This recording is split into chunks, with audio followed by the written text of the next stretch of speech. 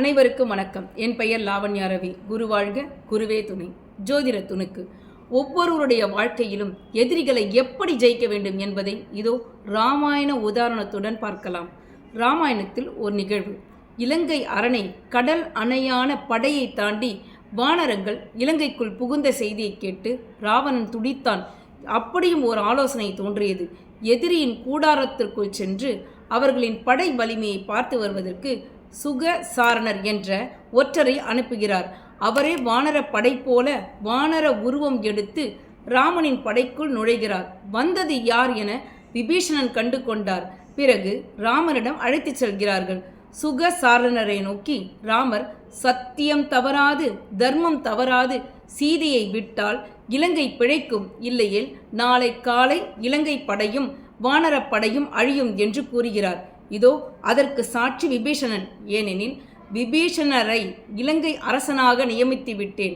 அதனால் எங்களின் படைபலத்தை நீ சுற்றி பார்த்து உன்னுடைய அரசனிடம் கூறுவாயாக. நம் படைகளின் திறமையை வலிமையையும் இந்த ஒற்றருக்கு சுற்றி காண்பிப்பாயாக.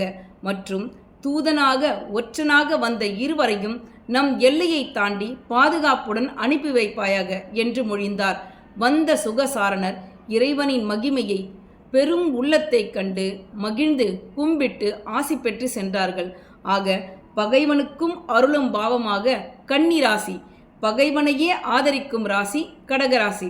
ஆக கடகத்திலும் கன்னியிலும் எந்த கிரகம் நின்றாலும் அதன் சாரநாதனையும் இறைவனான ராமனையும் தொழுது ஒவ்வொரு நவமி திதியிலும் பச்சரிசி வெண்பொங்கலிட்டு வணங்கி வர, அர்ச்சனையும் அபிஷேகமும் செய்து வர இவர்களுக்கு என்றும் வெற்றியே. அவர்களின் வாழ்க்கையில் தோல்வி என்பதே கிடையாது. எதிரிகளை வெல்லும் அருளும் கிடைக்கும்.